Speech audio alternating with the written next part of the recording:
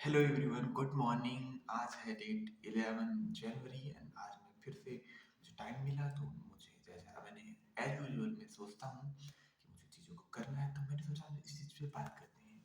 मैं सोच ही रहा था कि आज का टाइम बहुत ही अच्छा है या बुरा है कुछ लोगों के लिए, और कुछ लोगों के लिए बहुत अच्छा है। अचानक मुझे ये चीज़ क्लिक करी कि व्हाट इज टाइम। कभी आपने सोचा इस चीज़ को? What is time? I mean, मान के चलता हूँ कि आपकी एज अभी 20 साल होगी, आपकी एज 25 साल होगी, आपकी एज 30 साल होगी, कुछ भी होगी। तो आपने कभी इस चीज़ को रियलाइज किया कि टाइम है क्या?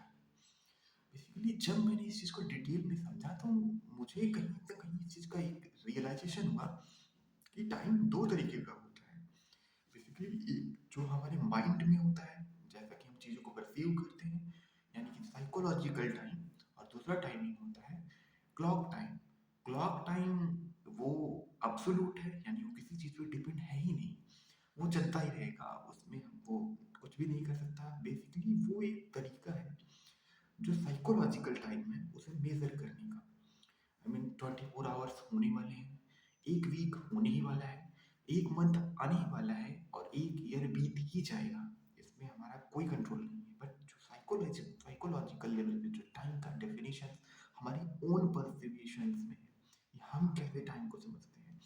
जैसे मान लेता हूँ कि आपकी एज अभी 25 ईयर्स है, और आप अपने पीछे के पास्ट को रेट्रोस्कोपिक करते होंगे, तो उस वे में आप सोचते होंगे कि अगर आप ढंग से सोचोगे तो आपको अपने लाइफ के 25 सालों में से शायद कुछ ही इवेंट्स याद होंगे, जबकि बहुत जो कि हाइलाइट्स होंगे आपके आज तक की लाइफ के, या तो बहुत अच्छे मोमेंट्स होंगे या तो बहुत खराब मोमेंट्स होंगे, या ऐसे कुछ होंगे जहाँ पे एक मेमोरेबल चीज़ें होंगी, हाइलाइट्स बेसिकली। बट अगर आप सोच के देखो तो वो बस हाइलाइट्स हैं, और वो शायद मुझे एक नॉर्मली अगर पेसिटो प्रिंसिपल के हिसाब से देखो तो वो आपकी लाइफ के बस 20% है।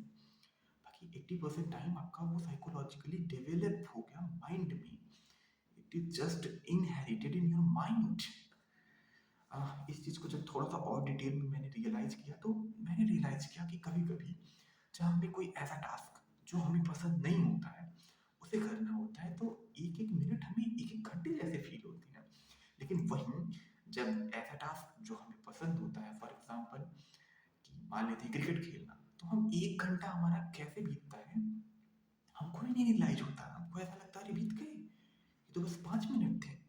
तो basically, time is really very subjective for each and everyone if we will consider it. And what is the impact of time on our mind? That is the most important thing. Think about it. Think about it. Who are you? Who are you? Yeah, I'm asking that. Who are you? It is who you are in a person, in which way you are perceive your memory means जहाँ पे आपका tension गया है वहां से आपको कुछ experiences आए हैं, उन एक्सपीरियंसेस के बेसिस पे आपने कुछ एक्सपीरियंस किया है, और वो आपकी मेमोरी में फीड है। और वो मेमोरी और कुछ ऐसे ओपिनियंस जिससे आपने अदर लोगों से अदर पर्सपेक्टिव में बोरो किया है, कहीं ना कहीं सीखा है, उनके बेसिस पे आप उस मेमोरी को जज करते हो। आप उसे अच्छा बोलते हो, आप उसे बुरा बोलते हो। फॉर एग्जाम्पल, जैसे ही हम इस बात पे फोकस करते हैं कि हमारा इंडिया 15 अगस्त 1947 को आज़ाद हुआ है, तो ये हमारे पर्सपेक्टिव से तो ये बहुत अच्छी बात है। बट अगर इस बात को हम देखें कि एक अंग्रेज का बच्चा जो उस टाइम पे एग्जिस्ट कर रहा होगा, अगर उसके माइंड में चीज़ चल रही होगी कि उसे इंडिया छोड़ के जाना पड़ रहा है, बेसिकली वो उसके इनहेरिटेड का था, तो इस वे में तो उसके लिए ये बुरी मेमोरी हो गई। तो बेसिकली ये एक्सपीरियंस जितनी सब्जेक्टिव है उससे कहीं ज़्यादा सब्जेक्टिव टाइम है। तो बेसिकली हमें क्या करना है, इस सब का मेन कंक्लूजन ये है कि हमें इस चीज़ पे फोकस करना ही नहीं है कि क्या प्रॉब्लम्स रहेगी पास्ट में या क्या आगे आने वाला है फ्यूचर में। बेसिकली हमें बस प्लानिंग मोड पे जाना है, और ये present is everything. Nothing ever happen in past, nothing ever happen in presence, everything happen in present, and it is the only time we are in command and we exist. Think about that. मतलब आपके जो सबसे happiest moment होंगे आज तक की life के, वो भी अब बस एक मेमोरी है, वो बस एक्सपीरियंसेस हैं। फॉर एग्जाम्पल, आपने अगर कल दिन पहले कुछ अच्छा-सा खाया होगा, अगर वो चीज़ आपकी मेमोरी में कहीं न कहीं आपको प्लेज़र देती है और वो आपकी मेमोरी में लिंक्ड है, अब अगर आप उस सेम एक्सपीरियंस को दोबारा फ़ील करना चाहते हो, तो आपको वो चीज़ रिपीट करनी पड़ेगी। और ये बात हमको भी पता है कि जो हम कंटिन्यूअस बेसिस पे रिपीटेडली करते हैं, बेसिकली हमारे ब्रेन में वो एक स्ट्रक्चर फ़ॉर्म कर देता है, एक न्यूरॉन फ़ॉर्म कर देता है और एट द एंड वो डिफाइन कर देता है कि हमारी आइडेंटिटी क्या होगी और अपनी आइडेंटिटी के हिसाब से हम चीज़ें परसीव करते हैं।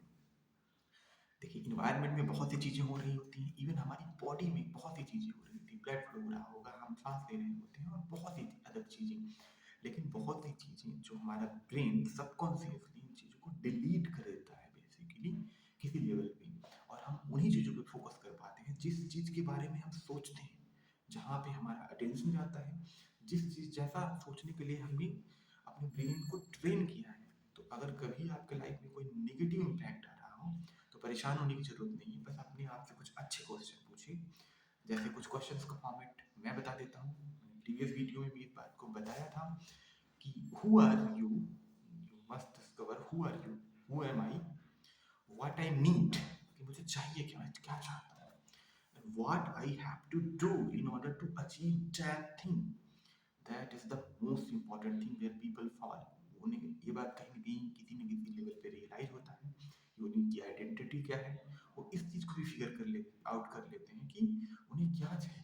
But action is the most important thing, I must से।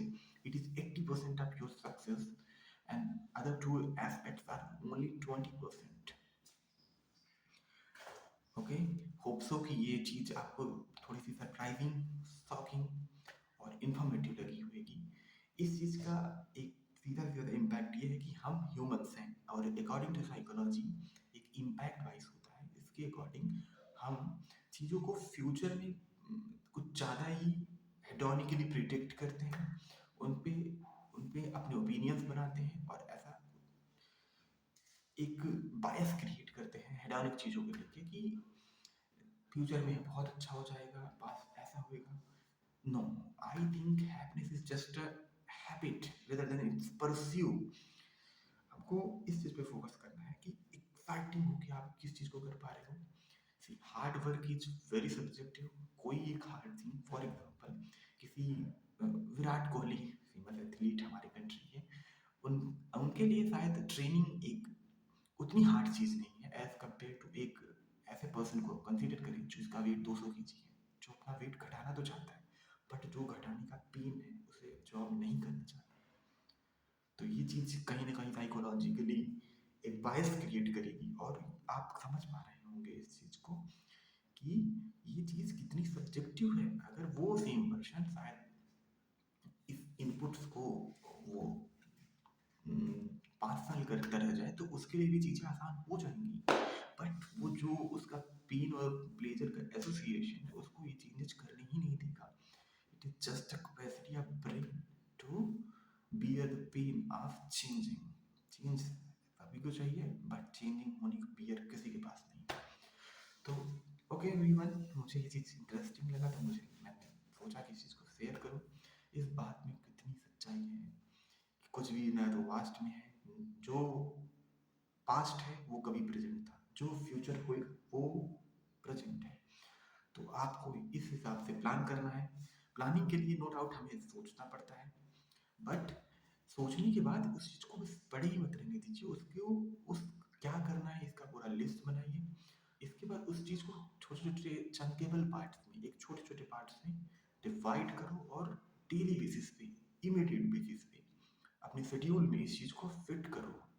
और एक बहुत बड़ा टारगेट तो अचीव करने के लिए एक छोटे स्टेप बहुत मायने रखता है।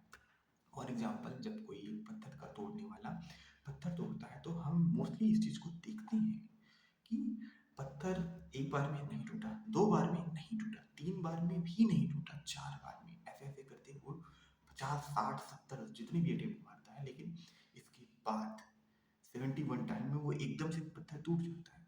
तो एक नॉर्मल पर्सपेक्टिव से उसे देखेंगे तो ऐसा लगेगा कि पत्थर एक बार में टूटा है, लेकिन अगर आप टाइम के पर्सपेक्टिव से इस चीज़ को देखेंगे तो आप समझ पाएंगे कि वो बेसिकली जो उसके 70 एफर्ट्स थे वो बर्बाद नहीं हुए थे, बेसिकली वो स्टोर हुए हार्ड काम और सही काम दोनों सेम होता है। तो कभी-कभी चीज़ों में एफर्ट लगेगा। इस चीज़ के लिए अपने ब्रेन को ट्रेन करें कि चीज़ें टफ होती हैं, हर चीज़ ईज़ी नहीं होएगा। कुछ काम, कुछ टास्क जो होंगे, जो आपके ज़्यादा एफर्ट लेंगे, कुछ टास्क आपके एफर्ट लो एफर्ट लेंगे। फॉर एग्ज़ाम्पल खाना खाना हमारे लिए कम एफर्ट वाला टास्क है, बट अगर कहीं हमें ट्रैकिंग करनी है, पहाड़ों पे जाना है, तो वो हमारे लिए डिफिकल्ट टास्क है। इस चीज़ को हमें एक्नॉलेज और एक्सेप्ट करना पड़ेगा। ओके, अभी के साथ इस चीज़ को मैं समाप्त करूँगा और कंक्लूजन ये है इस वीडियो का कि टाइम सबके लिए बहुत सब्जेक्टिव है, हार्ड वर्क भी सबके लिए सब्जेक्टिव है। वही टाइम, कुछ काम करने में हमें मेहनत का काम होता है वो कम लगता है, बट कुछ काम हमें जो अच्छा नहीं लगता उसे करने में ज़्यादा टाइम लगता है। कुछ चीज़ें किसी के लिए हार्ड वर्क है, किसी के लिए वो मज़े के लिए है। और तीसरी इंपॉर्टेंट चीज़ की ना तो कोई पास्ट होता है, ना तो कोई फ्यूचर, हमारे कंट्रोल में बस प्रेजेंट होता है। तो इस चीज़ को आप, मुझे लगता है, अपने लाइफ में अप्लाई करेंगे और बहुत ढेर सारी सक्सेस अचीव करेंगे। किसी और दिन नेक्स्ट किसी वीडियो में हम इस टॉपिक पे बात करेंगे कि इन सब के बीच में हम सोचने लग जाते हैं और बस सोचते रह जाते हैं, तो बेसिकली ओवर थिंकिंग। नेक्स्ट किसी वीडियो में हम ओवर थिंकिंग के बारे में डिटेल में बात करेंगे। अभी तक के लिए इस वीडियो को करते हैं sum up. Keep watching Helen doing hard work. That is, in that note, I would like to end my video.